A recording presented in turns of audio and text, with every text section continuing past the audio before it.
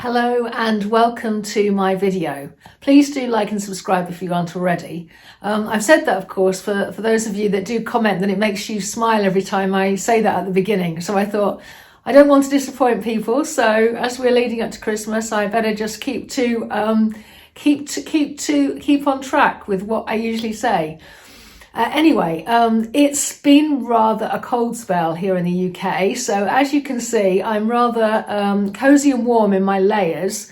And it really has been quite chilly. Although it's seasonal to an extent, it's never usually this cold this soon in the winter season. And it has got down in some parts of the UK to about minus 15, I think. So it's been really cold. Here in Manchester, it's been down to about minus 8 or so, I think. So anyway, I digress. What I'm going to talk to you about today is starting this new body of work. And although I shared a couple of weeks ago some of the warm-up, that's an interesting term given the temperatures, some warm-up exercises and what I've been doing. But today what I want to share with you is the actual start points of some of the work I'm starting on paper.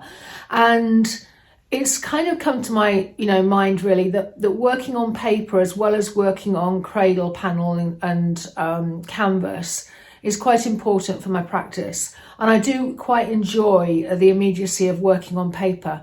So I'm going to just share with you today some of those start points that I'm making as lead-ins to the work. And what I find is that there has to be some sort of process way that I kind of get into the painting on paper. And there's lots of ways of doing that. But the ones I'm going to share with you today really focus primarily on using collage as that route in.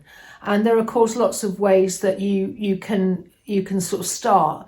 And in many respects, because that these things are going to evolve and change, and I don't know where the end point is going to be. In many respects, the start point doesn't matter. But what does matter is that you start with your intention in mind, i.e., for my case, I want to be loose and expressive. I don't want to get too sort of tight and restricted, because that kind of never ends well for me. So I have these sorts of different routes in, depending on how I'm feeling or what the subject is telling me that I have. And of course, although it's going to look like I'm just sort of launching forth into this work, bear in mind that, and I'll try and put some of it on camera, but of course you'll necessarily not see all around my room and the things that I've got. But I've been doing a lot of explorations of the wild flora in sketchbooks in various ways, lots of different techniques and approaches. And quite a lot of that is covered in my new course, which is called Your Sketchbook Journey. But in any event, I've got a lot of sort of, I suppose in a way, memories in my head from being out in the landscape during the autumn time and experiencing walking down the country lane. And it's that which is fueling the start points for these paintings. Anyway, I'll talk you through some of the elements as I go and put the camera over the desk so that you can see what I'm doing. So here we are. I have often, when I'm doing work on paper, I'll often create very loose pieces of work that I then tear up and use bits of to form start points for work on paper, if that makes any sense. So here what I have are 4 pieces that I've done using a colour palette, which is the colour palette I've broadly been starting to use for work on paper. And I have used a paper that is relatively thin, because what I find is that if I use thick paper above 150 GSM, it becomes too thick to use as collage paper, because for me, I don't like it. I mean, it's personal choice, but I don't like it when it's really thick, because you kind of get steps forming on the page because it's, a thick piece of paper stuck on. And if I do use that thick paper by mistake, I'll often peel the back off so that it becomes thinner, but that's a tricky business. So I've used this thinner paper, which curls more, of course, and is a bit more tricky at this stage. And all I've done is I've used ink, the paints that I just shared with you, and some Inktense pencils that are at the side here.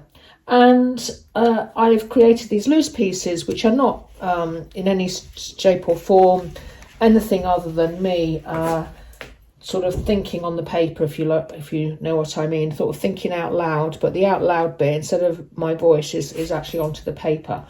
And so what I'm going to do now is I'm going to tear these and then form pieces of them, use pieces of them to create some finished pieces. So I'm just going to rip these up one at a time. I usually sort of turn them over so that I don't get a bit sort of sidetracked. And for now, I'm just going to rip them into maybe 4. I may sort of change that later, but at least for now, I've just got 4 pieces. So I'm just going to create this pile.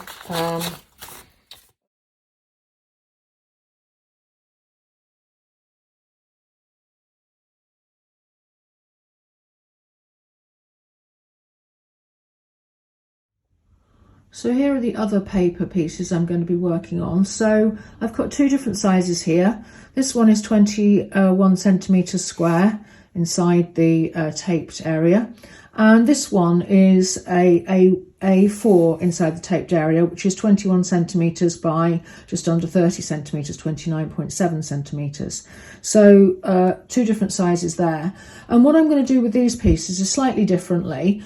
These are a slightly thicker watercolour paper, but again, the Fabriano Artistico. And what I've got here are the pieces that you saw me tear up. So these are just actually in total 4 different images that I created that I've now torn up. And I'm going to use those, and the only other thing I'm going to use, and maybe I'll use a couple of pieces per sheet depending.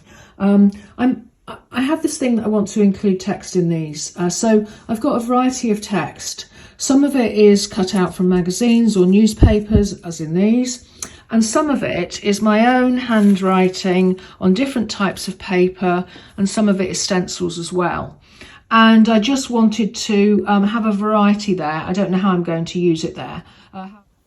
So I'm just having a bit of I've got the 2 square pieces, and I'm just having a bit of a play around with some of the collage, and I just thought I'd share with you some of my thought process. So I've got, quite a number of these I'm going to do, and I've got these torn pieces, as you'll have seen. And I suppose at this stage I'm wanting the individual ones to have a different flavour of the different sorts of flora. And of course this pink kind of scenario is the rosebay willow herb, and more of the sorts of browns and sort of swirly lines is more of the brambles and those sort of arching pieces. So I'm kind of have that in my mind, and all I'm trying to do is to get to something that will be quite simple that I can just stick down, and then once I've got them stuck down, I'll then start working in with paint, as I mentioned. And I'm just sort of playing around. I'm sort of bringing some of the pieces that have got the pinks and greens, and I want to keep it fairly simple. Now I quite like that idea, because they're kind of, the idea with this is that you've got 2 very disjointed pieces, and the whole working over and into them is to sort of reconnect it back into an image. And I find having that as a start point quite helpful. So that's what I'm doing there, and I'm actually quite liking having that almost as if it's going kind of running off. And maybe that kind of works. And I kind of want it to be going vertical with those things, I think. I might put it on an angle. It might work better on an angle. These sorts of writing, I don't actually have much to say at the moment. It's just some sort of text, because I do want to include text. So I thought I might start it, and I might actually, once I start painting, I might actually start working in line work of text, actually physically as part of the painting process. So I don't know about that yet. I quite like that because it sort of has a sort of a good start, feel as though it could be a good start point. If I use some of these, I kind of don't get a feeling I'm going to do anything with those. I don't know. And of course, like, this is quite a big piece. I don't mind that as a start point. Sometimes you have smaller pieces, of course that's a lot smaller, and that's a good thing to have different sorts of sizes. Okay, so I'm going to end with by just starting on one of these A4s, and I have been sorting through and found some pieces that kind of I find a bit inspiring, and this one is probably more about the grassy banks, but I've got these pieces, I don't know yet how they're going to fit, and I thought I'd just take you through again my thought process in the same way as I did before. So this one, I kind of like this piece. It's got something about it. It's quite a large piece, so we'll see how that kind of pans out with other pieces. I do want to put some text into this one, so I might just use some of my handwritten text. And it could be that with this one, I'm actually going to keep it really sort of, anything could happen with it if you like. But I do want to kind of not go too crazy with the colour palette. So I'm quite liking this because I've got all of the buff and then this rather sludgy green and then something of some of that burnt sienna, but something that can be made of that much more when I kind of start adding the paint and joining the pieces together. So I quite like that. I don't know whether I could use something smaller. I mean, obviously it keeps it open if I do something smaller. Could do something like that. Quite like that. Could I take this away, take that away, add that in? How does that work?